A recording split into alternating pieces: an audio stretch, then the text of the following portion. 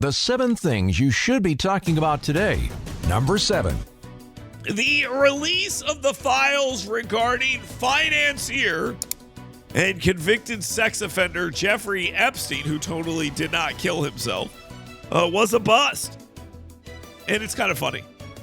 As Attorney General Pam Bondi, fulfilling President Donald Trump's transparency pledge, released over 200 pages of Epstein's investigation documents to a select group of influencers who then embarrassed themselves by taking photos with it on the White House property. Later on, we referred to it as Phase 1 because there's a lot of redactions and it's just stuff that's already out there. Bondi now pointing the finger at New York FBI agents for withholding thousands of pages that may have more information. Maybe we should have known about that before you released it. Like, maybe do the due diligence and all this other stuff. This is kind of embarrassing, honestly. Number 6. Damian McDaniel, a 22-year-old paroled in 2023 after a plea deal suspended 13 of his 15-year sentence for 2 attempted murders in 2019, has now been charged with a total of 14 Birmingham homicides. That includes the shooting of a firefighter at Station 9 and 2 mass shootings at the end of last year. Now, there's a lot of city councilors who are upset about this. Hunter Williams called him a terrorist, which he's not wrong.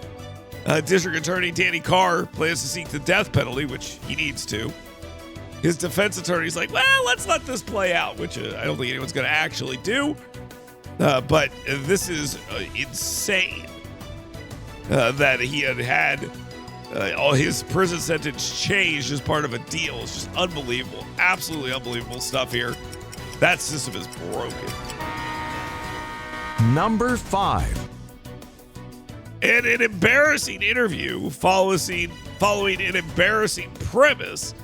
Former United States Senator, the embarrassing Doug Jones, the cowardly caretaker, former junior senator from the great state of Alabama, in an ill-fitting suit who looks like he just woke up and stole his shoes from a homeless person, owes his job to Richard Shelby and loves crushing ice cream sandwiches. Attempted and failed to condemn and explain the politicization of the word woke. Way 31 has been doing like some sort of series on this, and I do not understand it because it's basically like, hey, you know how people hate wokeness? It's actually good. And the American people said, no, we actually hate it. Jones gave the general nonsense of it's about building bridges. And saying woke is bad, and you shouldn't be allowed to say, yeah, you can't tell us how to think about things, guys. Doesn't work. You failed. Number 4. State Senator Andrew Jones, Republican of Center, and State Senator Larry Stutz, Republican out of Tuscumbia, are partnering with the Alabama Pharmacy Association and the Alabama Independent Pharmacy Association to forge a compromise bill on pharmacy benefit managers. Now, these PBMs, the assertion is that they keep drug prices affordable by undercutting independent pharmacies. That's basically the gist of what they're going to argue. Andrew Jones, Larry Stutz, and these pharmacists argue you're putting us out of business. And the evidence is pretty strong for that as well. They're looking for a compromise. We've seen it in different states, Arkansas, Tennessee, West Virginia, etc. The PBMs argue that they're about saving people money, but it's still hurting these pharmacies. Blue Cross Blue Shield chain pharmacies, the retirement services of Alabama, yeah, they're against any real changes here. We'll see what happens, though. Number 3. Alabama Senate Pro Tem Garland Gudger and Speaker of the House Nathaniel Ledbetter, those individuals have unveiled a memo activating, are you ready for this? The Alabama Department of Government Efficiency at the state level. Required agencies to share expenditure data with the Alabama Commission on Evaluation of Services. This is called ACES. Director Marcus Morgan for efficiency reviews with non-compliance flagged to the budget chairman. Governor Kay Ivey supported the initiative, highlighting a collaborative effort to serve citizens responsibly, crediting Republican leadership since 2010 for the fiscal stability that we've seen. Lack of proration and repaying of debts and stuff like that. It's all true. Alabama's fiscal house is in pretty good shape. Could it get tight? Yeah, but Alabama DOGE is here. Number 2.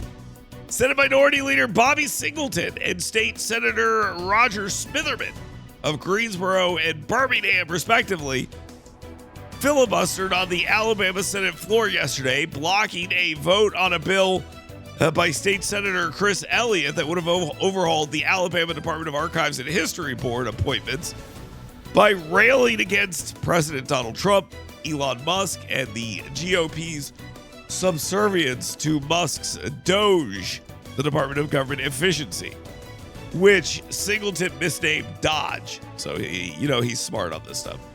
Singleton then lambasted Musk as a South African-born usurper running the Oval Office with his son, alleging the billionaire's goons are stealing critical data like Social Security records to extort the nation. I mean, we're just making stuff up, so okay, but it worked. Filibuster worked. And now time for the number 1 thing you should be talking about today. Donald Trump and his administration find themselves in constant legal turmoil because federal judges are overstepping their bounds and doing things that don't really make much legal sense, but work out politically for Democrats. The media loves this kind of stuff. William Alsup, a federal judge, has decided that laying off probationary federal workers can't do that. This, of course, will be overturned when it gets to a higher court. He ruled that the Office of Personnel Management overstepped authority by ordering firings across agencies like the Department of Defense, a move challenged by 5 unions and nonprofits representing parks, veterans, and small businesses. The president is going to be able to be found to fire people that work for him.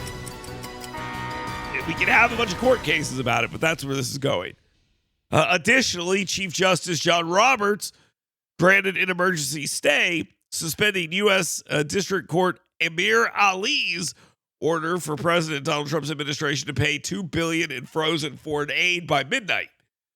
The argument, I guess, is that Donald Trump, judge can make Donald Trump give foreign aid. So the judge is now running the executive branch.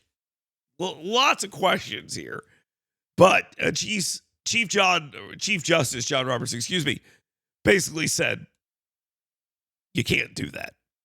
So all of this stems from Trump's halt of the State Department and USAID funds, the slashing of 5,800 USAID jobs and 4,100 state awards, leaving nonprofits reeling as aid programs stall, with Harris insisting, of course, being one of these judges and the people arguing for these things, insisting that compliance efforts are underway, despite skepticism from plaintiffs and political appointees blocking the payments.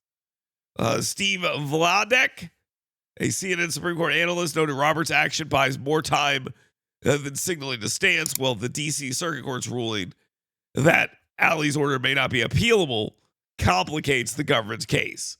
But the Supreme Court is going to take a look at this, so I would not worry too much about this. But that's where all of this is. That's where all of this stands, and there is still drastic cuts coming to foreign aid, the federal government workforce. The only people that are going to be getting a lot of work here, judges and lawyers, because there's a lot of that going on. We'll continue covering this. I will continue struggling to speak. You stay here with me. We'll get through this together right here on WVNN. You're listening to News and Views with Dale Jackson.